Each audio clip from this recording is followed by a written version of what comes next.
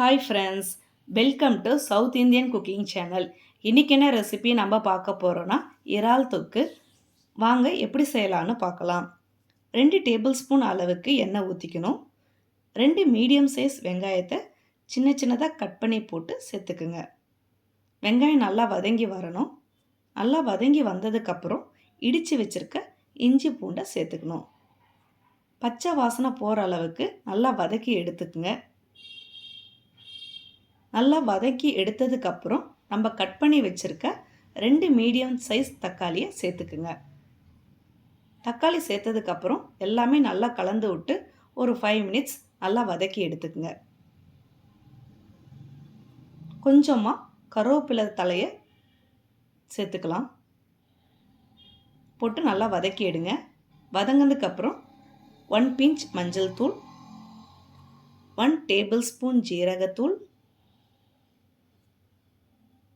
1 tablespoon chilli powder, 1 tablespoon தனியாய்த்தூள் எல்லாம் சேர்த்ததுக்கப்புறம் கொஞ்சமாக தேவையான அளவு சால்ட் சேர்த்து இப்போ மசாலா எல்லாமே நல்லா கலந்து விட்டு நல்லா வதக்கி எடுத்துக்குங்க.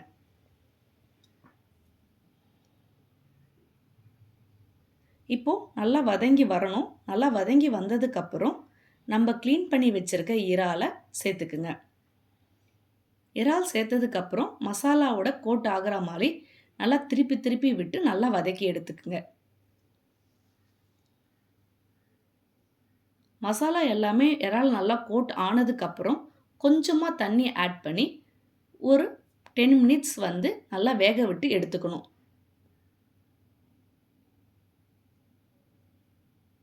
நல்லா திருப்பி திருப்பி விட்டிங்கன்னா சீக்கிரம் வெந்துடும்.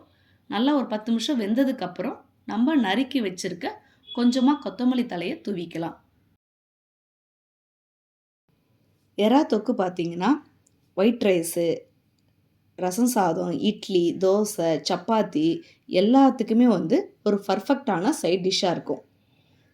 அவ்வளோதான், நமக்கு சூப்பரான இறால் தொக்கு ரெடி ஆகிடுச்சு. இந்த ஸ்டேஜ் வந்ததுக்கப்புறம் ஸ்டவ்வை ஆஃப் பண்ணிவிடுங்க. இந்த ரெசிபியை உங்கள் வீட்டில் ட்ரை பண்ணி பார்த்துட்டு எப்படி வந்திருக்குன்னு எனக்கு கமெண்ட்ஸில் சொல்லுங்கள்.